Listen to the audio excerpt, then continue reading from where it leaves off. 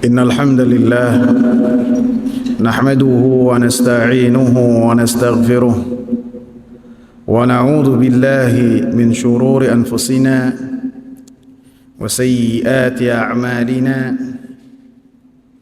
من يهده الله فلا مضل له ومن يضلل فلا هادي له أشهد أن لا إله إلا الله وأشهد أن محمدًا عبده ورسوله اللهم صل وسلم وبارك على نبينا محمد وعلى آله وصحبه ومن اتبع بهداه إلى يوم القيامة وبعد. Kita sekarang lanjut ke pembahasan Tadhkiratus Sami' wal Mutakallim fi Adabil Alim wal Muta'allim karya Al-Imam Ibn Jama'ah. Wa anhu sallallahu alaihi wasallam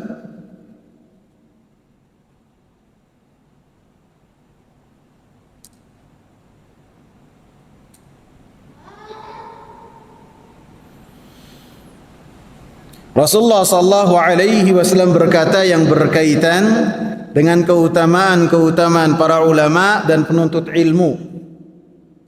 Yuzanu yaumal qiyamati midadul ulama'i wa damu syuhada. Ditimbang pada hari kiamat tintanya para ulama dan darahnya para syuhada.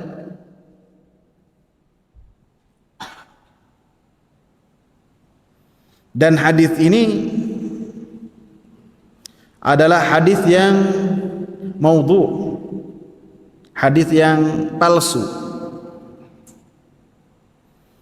Disebutkan oleh Imam Ibn Jauzi dan beliau mengatakan hadza haditsun la yasih an Rasulillah. Hadis ini adalah hadis yang tidak sah dari Nabi. Dan Zahabi dalam kitab Mizan maudhu'un matnuh. Isi dari hadis ini adalah maudhu'. Jadi saya bawakan karena dalam kitab ini tercantum, dan yang kedua karena supaya kita mengetahui mana hadis-hadis yang palsu, yang lemah, dan mana hadis-hadis yang sahih. Wa qala ba'dhum, sebagiannya mengatakan ketika mengomentari hadis ini, hadza ala anna a'lama lisyahidi damuhu wa adna ma lil alimi midaduh. Perbandingan ini yaitu ketika kita mengatakan bahwasanya yang paling berharga yang dimiliki oleh orang yang mati syahid adalah darahnya, dan untuk orang yang alim yang paling sederhana yang dia miliki adalah tinta dan perkataannya. Jadi baru tinta dengan darah saja sudah dibandingkan. Maka apabila darahnya alim, orang alim dibandingkan dengan darahnya orang-orang yang mati syahid, tentu orang-orang yang mereka para ulama itu lebih mulia daripada orang-orang yang mati syahid, walaupun kedua-duanya dalam keadaan mulia di sisi Allah Subhanahu wa ta'ala.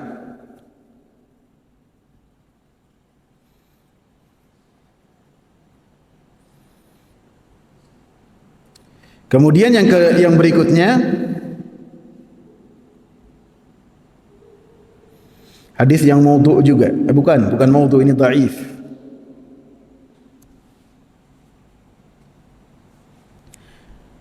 Wa anhu, dan dari Nabi sallallahu alaihi wasallam, ma 'ubidallahu bi syai'in afdala min fiqhin fi dinin. tidaklah ada sesuatu yang dengannya Allah Subhanahu wa taala diibadahi lebih afdal daripada menuntut ilmu dan belajar tentang agama. Wala faqihun wahidun ashaddu ala syaitani min alfi abidin. Dan satu orang ulama ahli ilmu satu saja itu lebih menyusahkan syaitan daripada 1000 orang ahli ibadah. Hadis ini adalah hadis yang lemah.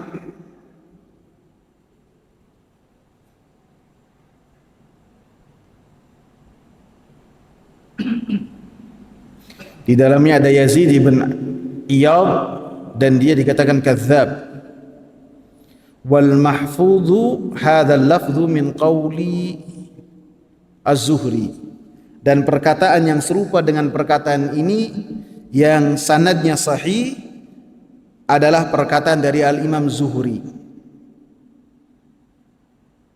Sehingga hadis ini adalah hadis yang dhaif, tidak layak dinisbatkan kepada Nabi, dan yang benar dan sahih secara sanad yaitu dinisbatkan kepada Al-Imam Zuhri. Sehingga hadis ini maknanya sahih, maknanya benar. Tidak ada satu hal yang ketika seorang beribadah kepada Allah Subhanahu wa taala yang lebih afdal daripada menuntut ilmu. Tidak ada. Perkara-perkara yang sunnah yang paling afdal adalah menuntut ilmu. Sehingga misalnya antum selama saya berbicara, ketika antum mendengarkan perbincangan saya, ketika membacakan Qaulul Mufid dan membacakan hadis-hadis yang tercantum dalam Tadhkiratus Sami, kemudian ada orang lain yang sholat di belakang, yang sholatnya sholat sunnah, baik dia membaca surat Al-Baqarah di rakaat pertama dan Ali Imran di rakaat kedua ataupun surat-surat yang lainnya, dan dia sholat selama kita ini bermajlis ilmu. Siapa yang lebih baik, ikhwan? Siapa? Yang menuntut ilmu. Yang menuntut ilmu itu yang paling afdal daripada seseorang sholat ataupun mengerjakan perkara-perkara sunnah lainnya. Sehingga ketika ditanyakan kepada Imam Ahmad, amalan apakah yang paling afdal setelah perkara-perkara yang wajib, maka beliau mengatakan talabul ilm, menuntut ilmu. Itu adalah perkara-perkara yang paling dicintai oleh Allah, perkara-perkara yang di dalamnya para malaikat turun, rahmat Allah Subhanahu wa ta'ala turun, sakinah pun turun. Maka si penanya mengatakan, buat siapa wahai imam?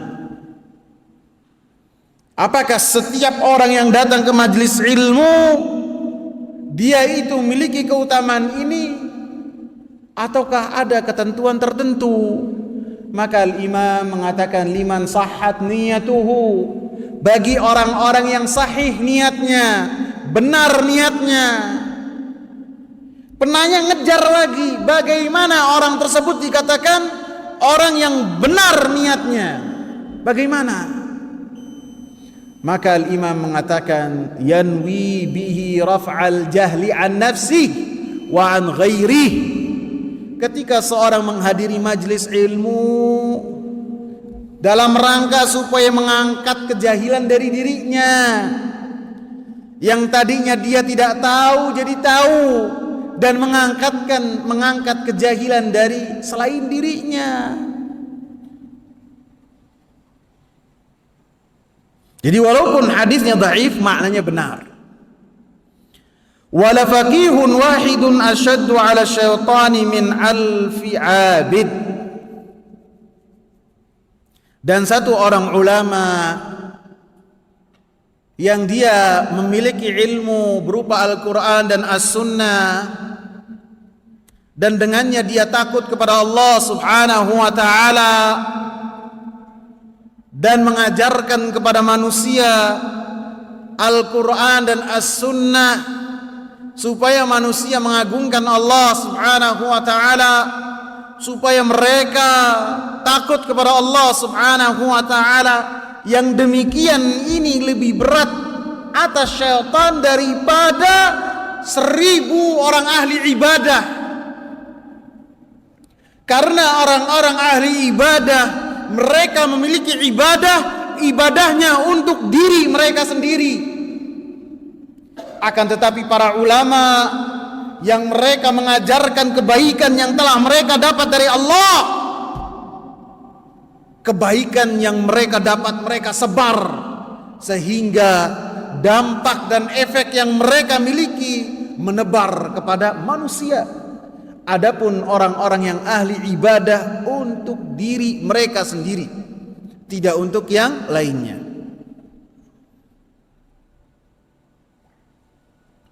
Kemudian asar yang berikutnya, hadis yang berikutnya, hadis dhaif juga.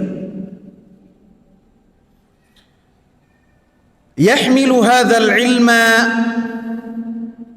min kulli khalafin uduluh.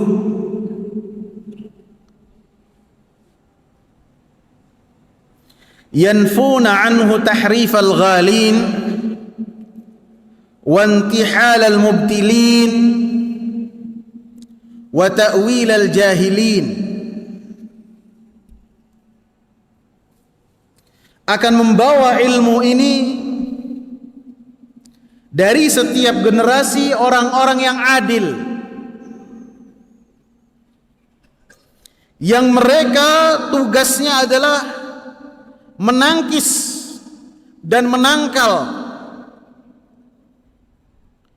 tahrif yang dilakukan oleh orang-orang yang hulu,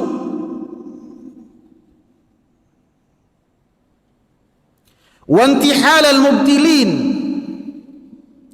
dan apa-apa yang dilakukan oleh orang-orang yang batil ketika mereka menegakkan kebatilan yang mereka lakukan, wa ta'wil al-jahilin, dan pemahaman orang-orang yang jahil yang berkaitan dengan agama.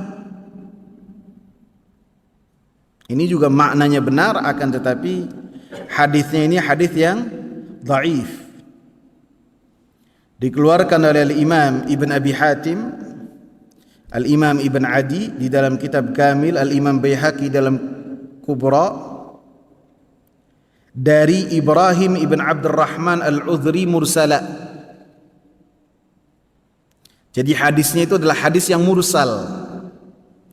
Hadis yang mursal itu berhenti kepada seorang tabi'in, kemudian ia meriwayatkan dari Nabi sallallahu alaihi wasallam, sedangkan tabi'in dengan Nabi sallallahu alaihi wasallam tidak bertemu. Siapa perantaranya ini?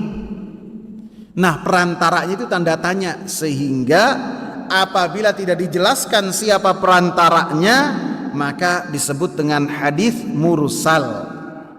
Artinya hadis ini adalah hadis yang dhaif. Dan Al-Imam Ahmad ibn Hanbal merajihkan bahwasanya hadis ini adalah hadis yang mursal, yang lemah ataupun dhaif. Hadis yang sering kita dengar ya, sering nggak? Sering ya. Akan tapi nggak tahunya hadisnya adalah hadis yang lemah, hadis yang mursal.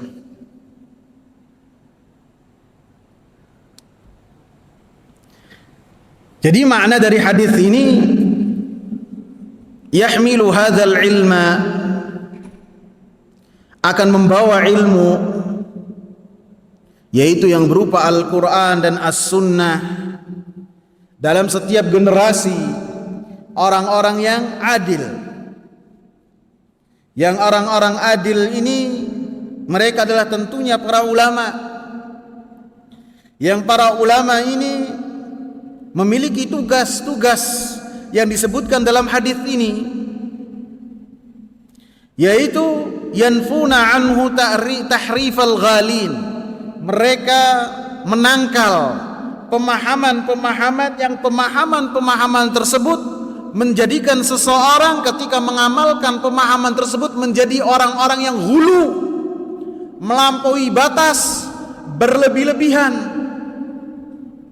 Ada orang-orang yang ketika mereka memahami Al-Quran dan As-Sunnah, lebih-lebih ketika mereka membaca dan mempelajarinya tidak merujuk kepada para ulama ataupun karya ulama, kemudian ketika mengamalkannya mereka menjadi orang-orang yang hulu, orang-orang yang mereka melewati batas-batas yang telah dibataskan.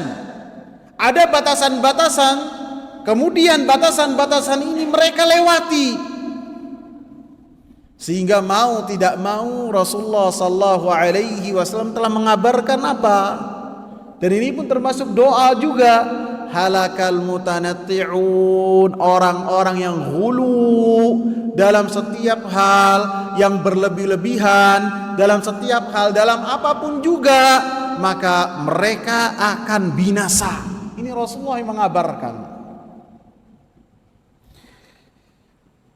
Yang kedua, tugas para ulama, wantihal al-mubtilin, apa yang dinisbatkan oleh orang-orang batil dan disandarkan orang-orang batil kepada syariat ini, yang pada hakikatnya bukan termasuk dari syariat, baik itu pemahaman-pemahaman mereka ataupun hal-hal yang baru yang mereka tempelkan di dalam kesempurnaan syariat ini.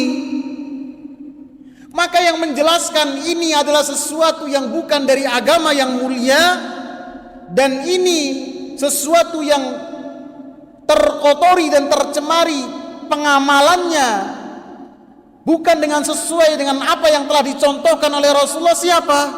Uduluh, para ulama yang Allah subhanahu wa ta'ala munculkan dalam setiap generasi.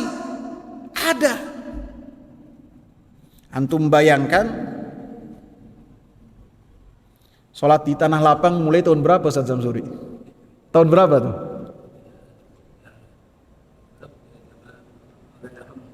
Tahun 90-an kali ya? Tanah di lapang, sholat id di tanah lapang 90-an kali ya? Itu bisa jadi zaman itu dianggap pemahaman yang sesat kali Ustaz Samsuri ya. Dengan pernyataan apa? Masjid banyak, gede, bersih. Ayo, ini tanah lapang bekas orang main bola. Itu tahun 50-an. Tahun 50-an yang pertama kali menghidupkan sunnah ini adalah Al-Imam Albani rahimahullah. Beliau menulis kitab tahun 50 mengenai salat di tanah lapang dalam salat Id adalah sunnah. Beliau mengatakan pada saat itu orang tidak ada yang melaksanakan sholat id di tanah lapang. Artinya mereka semua sholatnya di masjid.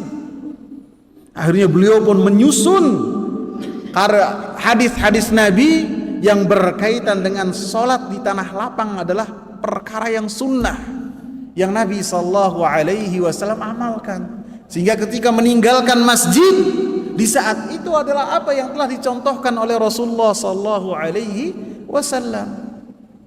Dan yang menghidupkan hal ini dan yang mengetahui siapa? Para ulama, ahli hadis. Wa ta'wil al-jahilin, dan penjelasan orang-orang jahil yang mereka tidak mengerti tentang ilmu, kemudian mereka berani-beraninya membahas tentang ilmu agama. Maka yang membantah siapa? Yang membantah para ulama. Perkataan-perkataan yang jahil, Yang orang yang pertama yang berkatanya itulah bukan ahli ilmu, yang kedua ketika perkataan keluar menunjukkan perkataan tersebut adalah perkataan yang jahil. Masih ada waktu nggak, ikhwan? Masih ada ya, 9 menit lagi. Kemudian hadis yang ketiga atau yang keberapa nih? 3 ya dalam bahasan kita. Ini hadisnya kalau nggak maudhu, dhaif.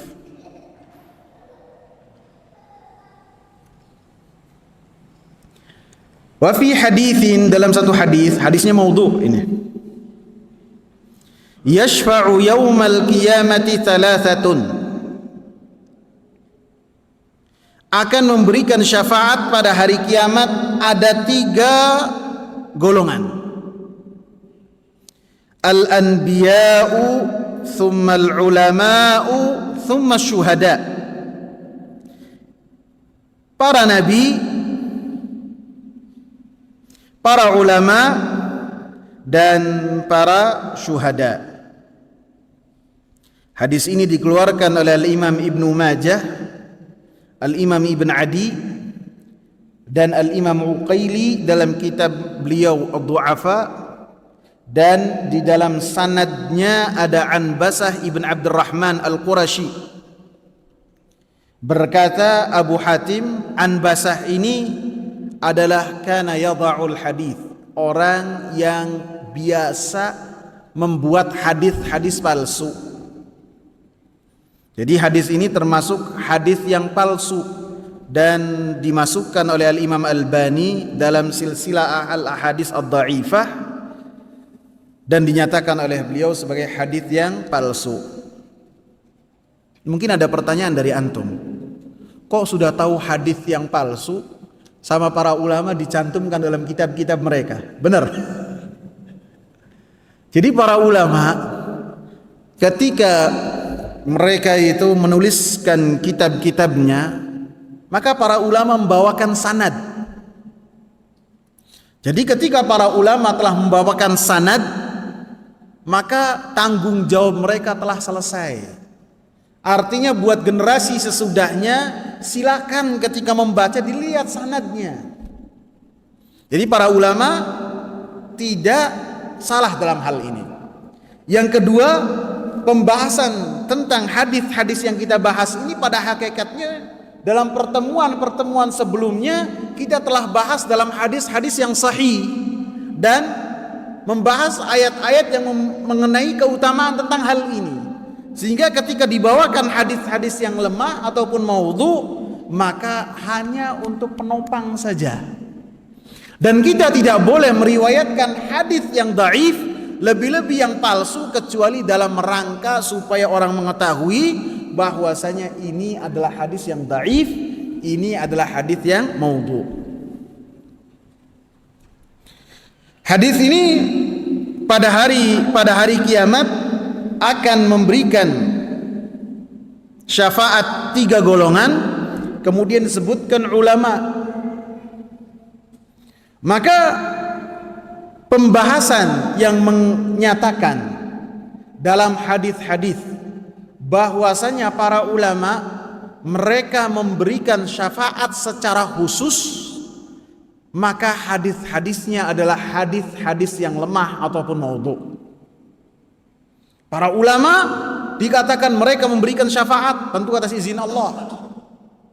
Apabila ada hadis-hadis yang menyebutkan para ulama memberikan syafaat, maka hadis-hadisnya itu adalah hadis yang dhaif ataupun maudhu.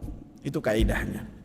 Walaupun dalam hadis yang lain Rasulullah mengatakan syafa'atil malaikatu wal anbiya'u wal mu'minun. Para malaikat akan memberikan syafaat. Hadis yang sahih. Para nabi akan memberikan syafaat. Dan orang-orang yang beriman, kaum mukminin pun mereka akan memberikan syafaat. Ini hadis yang sahih. Tentu termasuk dari orang-orang yang beriman itu adalah para ulama. Maka apabila yang terkandung dalam hadis yang terakhir saya sebutkan, maka para ulama termasuk dari orang-orang yang memberikan syafaat, karena mereka adalah orang-orang yang beriman, bahkan orang-orang yang beriman yang memiliki kedudukan yang bertingkat lebih dari orang-orang yang beriman lainnya, seperti yang Allah sebutkan dalam surat Al-Mujadalah. Saya ingatkan, apabila secara spesifik disebutkan dalam hadis para ulama memberikan syafaat, maka hadisnya apa? Lemah ataupun dhaif. Semoga bermanfaat. Subhanakallahumma bihamdika asyhadu an la ilaha illa anta astaghfiruka wa atubu ilaik. Assalamu alaikum warahmatullahi wabarakatuh.